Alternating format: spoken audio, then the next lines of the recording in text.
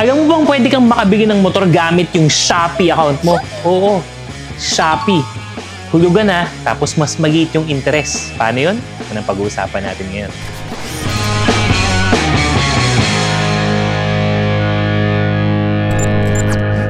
Bago natin pag-usapan yan, napansin namin na karamihan sa inyo, yung mga nanonood, hindi pa nakasubscribe at saka nakafollow sa mga channels and pages ng Motor ni Juan.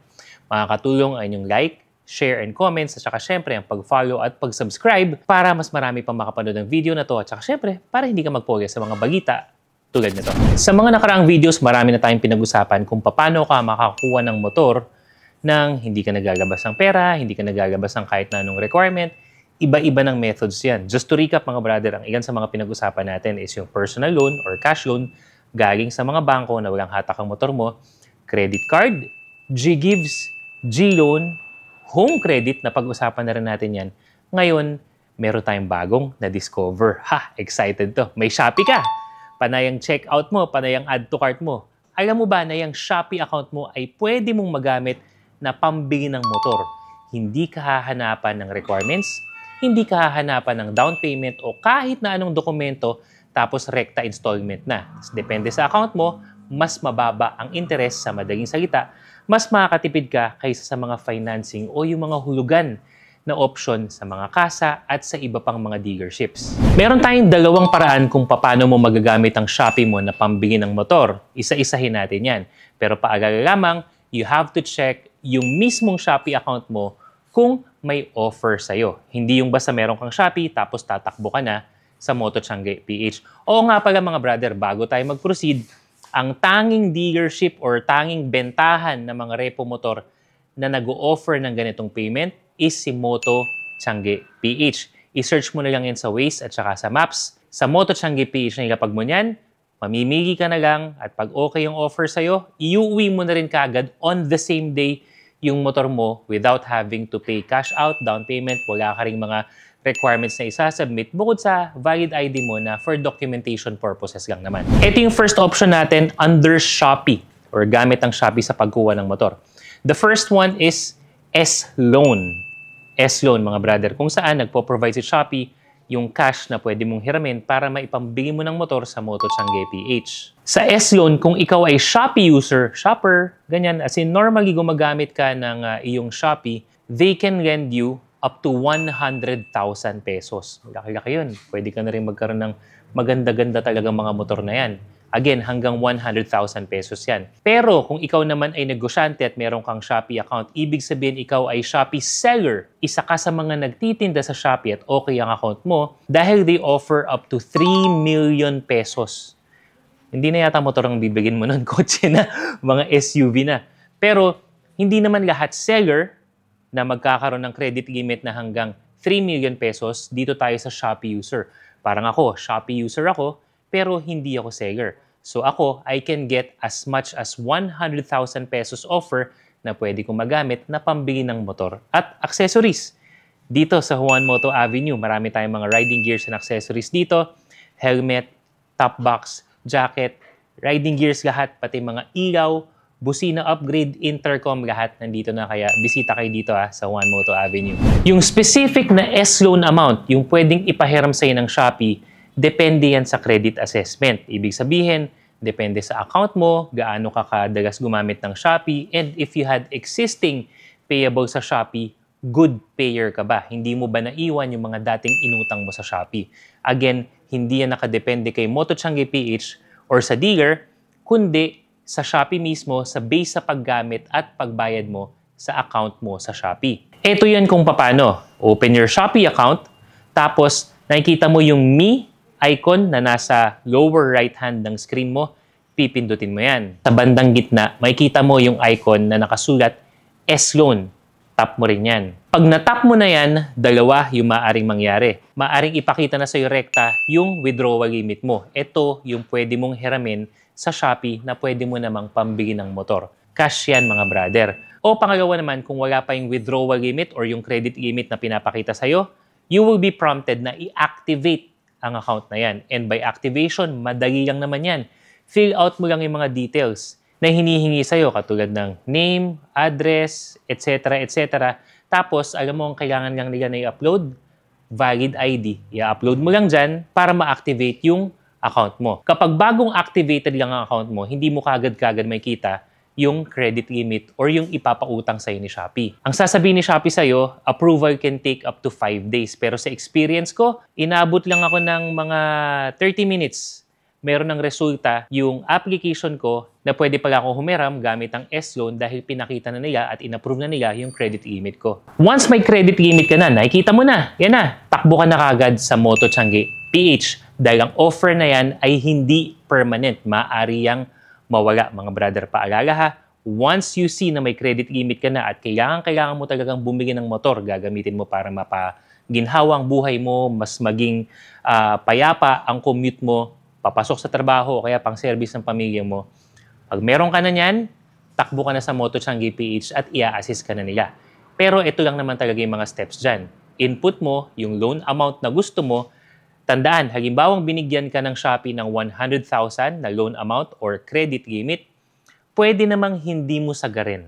Halimbawa, ang kailangan mo lang out of the 100,000 ay 60,000, input mo lang 60,000 pesos. Okay lang yun.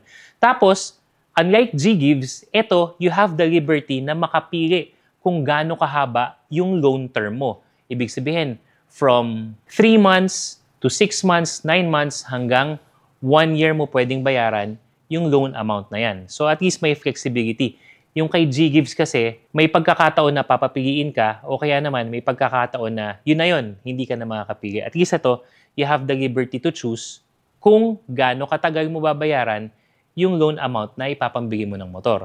At sa baba naman ng loan protection field, nasa sa'yo yun kung gusto mong i-check or uncheck. Sa ibang pagkakataon na lang siguro natin pag-uusapan yan para hindi na masyadong humaba tong video, ipapakita sa'yo yung actual amount na i-credit sa account mo. So if you are loaning, if you are borrowing, mangungutang ka ng 60,000 pesos, asahan mo na hindi yung buong 60,000 yung may credit sa'yo.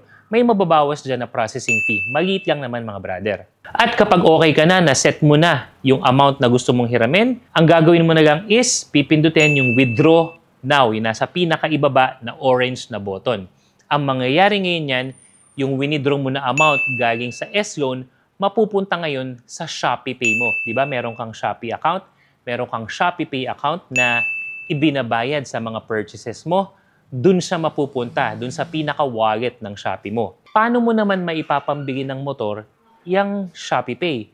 Rekta na ba yan?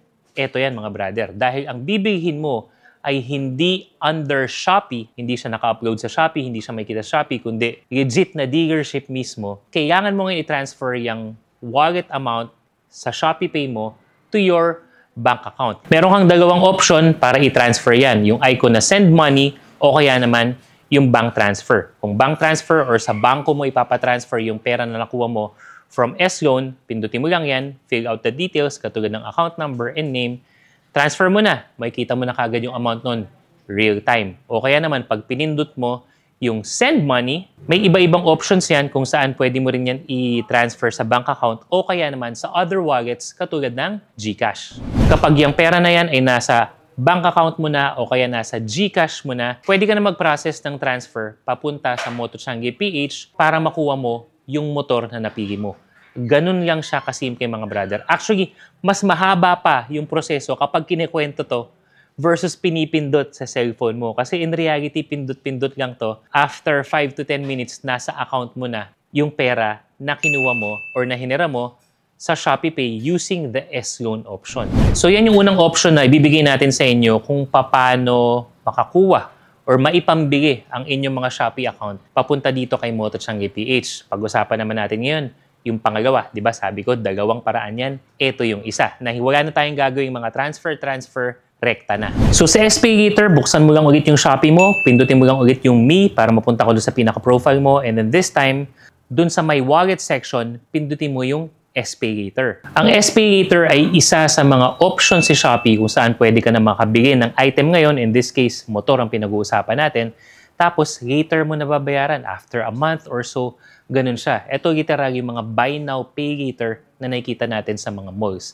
It works the same way with SPayLater. Tapos pwede mo siyang bayaran ng buo o kaya naman installment. Ang installment na to is hanggang 12 months, hanggang 1 year mga brother. Tapos ang interest nila ranging from 1 to 5%. Pero sa experience ko, may mga nagproseso na sa Moto Changi PH pa rin kung saan accepted ang SPayLater is nasa mga 1.3% yung interest na nakita ko na. Mababa yun mga brother kasi sa mga kasa, sa mga financing at mga nagpapautang, nasa mga 3.5% pataas. Ito, mas mababa di hamak sa 1.3% yung pwede mong makuwang interest. So makakatipid ka pa rin.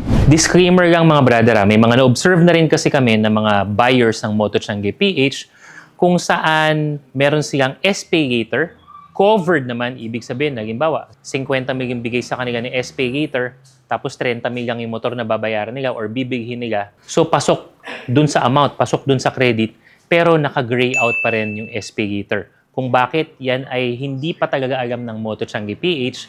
So, maaaring mangyayari yan kasi ang offer na to is case-to-case or account-to-account basis. Depende yan sa account mo. Kasi marami na rin naman na mga nag-process ng SPayLater na walang problema. Ibig sabihin, kasama yun sa isa sa mga payment options. So, sakali, check mo na rin yung S-Loan mo para kung merong offer yan, pagpunta mo dito sa Moto Changi PH, mas may option ka na para makuha yung motor na gusto mo. Ano nga bang mga gagawin natin para ma-activate or para makuha ka ng credit sa SPayLater? Balik tayo dito. From me, punta ka sa My Wallet section, tapos pindutin mo yung SPayLater. Kapag yan ay na-activate mo na previously, dapat may kita mo na yung limit na binibigay sa'yo ni Shopee para magamit. Kung hindi man, ipaprompt ka ni Shopee na i-activate. And the same thing with S-Loan kanina. Normally, kapag inactivate mo yung S-Loan mo, dapat activated na si SPayLater. Pag inactivate mo si SPayLater mo, dapat activated na rin si S-Loan mo. So, one or the other kasi it's just a matter of verifying your information, i-validate nila, i-verify nila. Kaya once nag-activate ka sa isa sa mga payment options na yan, may kita mo na yung credit limit ng bawat isa. Kapag meron na yan, ang gagawin mo na lang, mamimili ka ng motor na pasok dyan sa budget na yan, tapos pipindutin mo lang yung scan to pay. Literal na mag-i-scan ka lang ng QR code para makapagbayad. Yung QR code naman para dun sa halaga ng motor, manggagaling naman yun sa Moto Changi PH. Pag na-scan na ang QR code, okay na sa yung amount, na next mo na, yun na.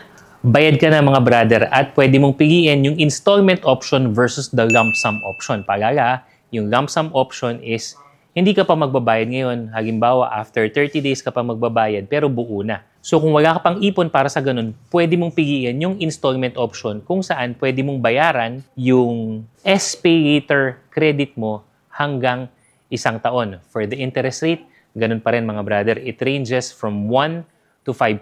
Sa experience namin, mga 1.3 to 1.8% ang mga nakikita namin binibigay na interest sa mga customers na nakabili na gamit ang SPayLater sa Moto Changi PH. Paalala na ang interest payment ay depende sa account mo sa Shopee. Kumbaga si Shopee ang nag-a-assess niyan at hindi si Moto Changi PH. Pagdating naman sa monthly payment, mapa S-Loan or SPayLater, sa Shopee mo na rin yan ipaprocess dahil meron kang profile kung saan nakikita mo yung due date mo, yung amount due, tapos meron ka na rin option na pipindutin kung paano mo babayaran yung installment option or yung installment price na pinakita sa'yo that you have agreed to. Ganun lang siya ka-basic, kasimple mga brother. So yun yung dalawang paraan kung paano mo magagamit yung Shopee account mo na pambili ng motor. May imagine mo ba yun? Meron kang Shopee, tapos pwede ka nang makakuha ng motor na para sa'yo. Wala nang sa iba. Na-discover lang to mga brother ng Moto Changi PH upon looking at some of the payment options na mas magaan sa inyo, mas convenient. Tapos ang pinaka-importante sa lahat, kahit ano man mangyari, hindi ka man makabayad sa mga monthly installments mo, wag naman sana. Pero sakaling hindi ka makabayad, walang hatak ang motor mo. Dahil ang Shopee ay hindi nagre-require ng collateral. Ang collateral ay yun yung parang nakasangla sa kanila na security nila na magbabayad ka. Walang ganun. Ina-assess lang nila yung account mo based on your paying capability. So kapag sakaling hindi ka nakapagbayad or hindi mo binayaran, sinadya mo, wag naman sana, walang hatak ang motor mo. Pero tandaan natin, hindi dapat ganun dahil lahat ng utang dapat binabayaran. Utang yan eh. So yun yung update natin ngayon mga brother. Again, sana nakatulong tong video na to.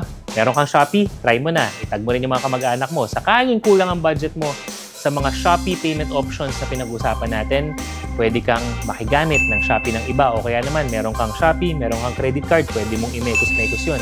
Meron kang Ggives, may credit card, may Shopee, may home credit, pwede mong imekos-mekos lahat yan kung sakaling bitin. Kung isa lang sa mga payment options na yan ang gagamitin mo. Hanggang dito muna yung video natin mga brother. Kita-kits tayo sa mga susunod pa nating update. See you next video.